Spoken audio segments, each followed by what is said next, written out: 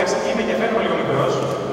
Πάντως έχω περάσει 11 χρόνια από τότε που μαζί με δύο φίλους και συμφοιτητές μου στο Πολυτεχνείο ιδρύσαμε την eShop.gr και άρα δεν είμαι τόσο νέος όσο θα ήθελα. Όμως έρχομαι με άλλους νέους ανθρώπους και θα ήθελα να τους κάνω μια ερώτηση ουσιαστικά να ξεκινήσουμε λίγο τη συζήτηση.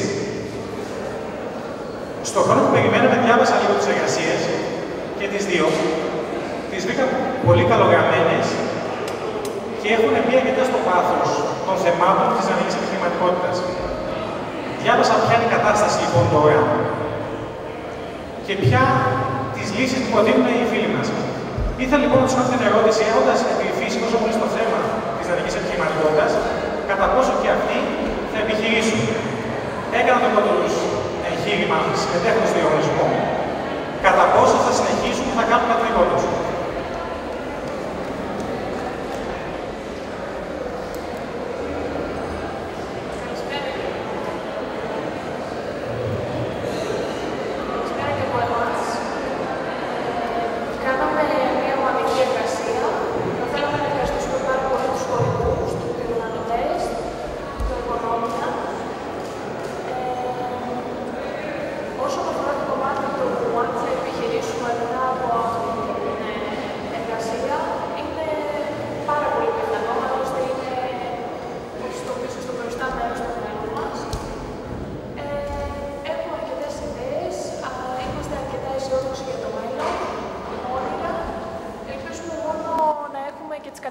Ευκαιρίες ώστε να μπορούμε να τα αξιοποιήσουμε στο μέγιστο.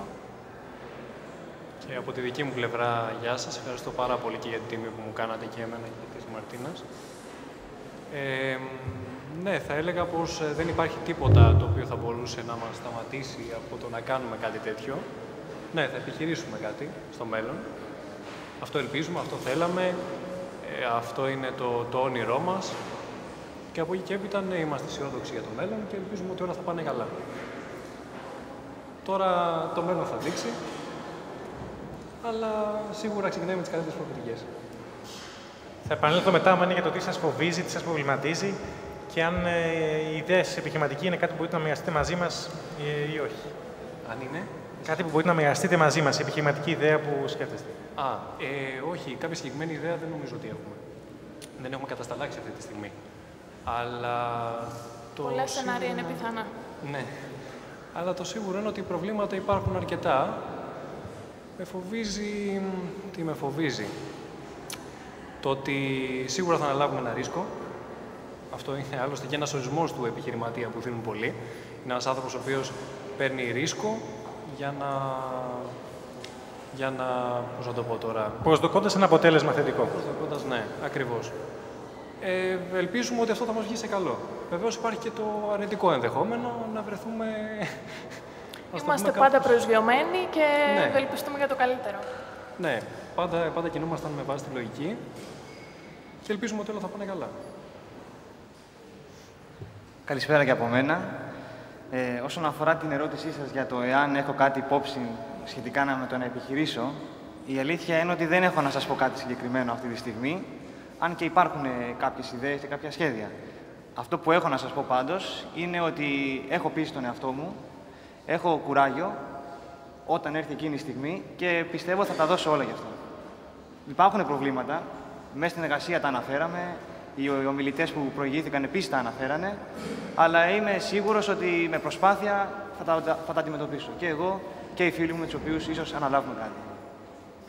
Ουσιαστικά βγαίνει ένα πρώτο χαρακτηριστικό του επιχειρηματία, που είναι ακριβώς η διάθεση ανάληψης ρίσκου και η διάθεση να επεκπηδήσει τα όποια προβλήματα. Αυτό μου είπατε ουσιαστικά και οι τρεις, ότι είστε πολύ αισιόδοξοι και θέλετε να αναλάβετε να κάνετε κάτι καινούριο. Αυτό το έχετε συζητήσει με φίλους? Πώς σας αντιμετωπίζουν σαν επίδοξους επιχειρηματίες? Το έχουμε συζητήσει όχι μόνο με φίλους, με την οικογένεια, με όλους τους ανθρώπους που θα μας στηρίξουν μελλοντικά ενδεχομένως σε αυτή μας την προσπάθεια. Το συζητάμε διαρκώς και βλέπουμε τι προοπτικές υπάρχουν ώστε να μπορούμε να τις εκμεταλλευτούμε στο έπακρο και να κάνουμε κάτι όχι μόνο απλά για να το κάνουμε, αλλά να είναι και βιώσιμο πάνω απ' όλα.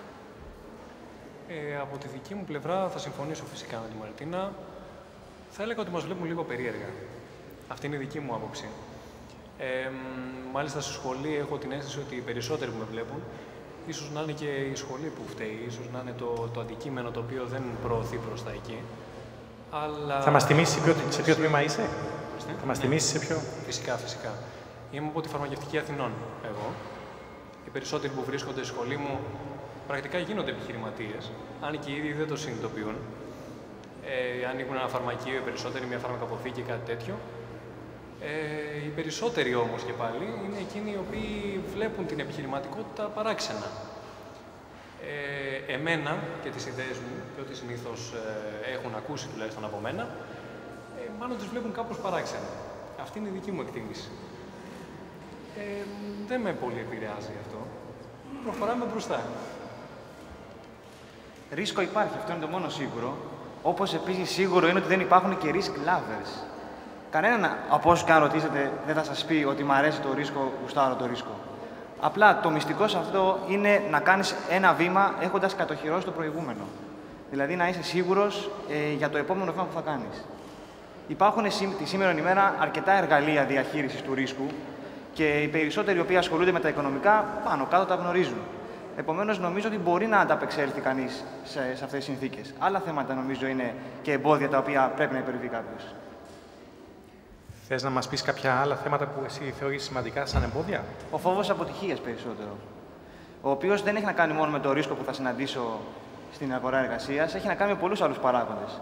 Για παράδειγμα, αναφέραμε πριν την γραφειοκρατία, το οποίο είναι ένα σημαντικότατος παράγοντας που μπορεί να αποτρέψει κάποιον από το να αναλάβει, ακόμα και αν έχει τη διάθεση. Μάλιστα.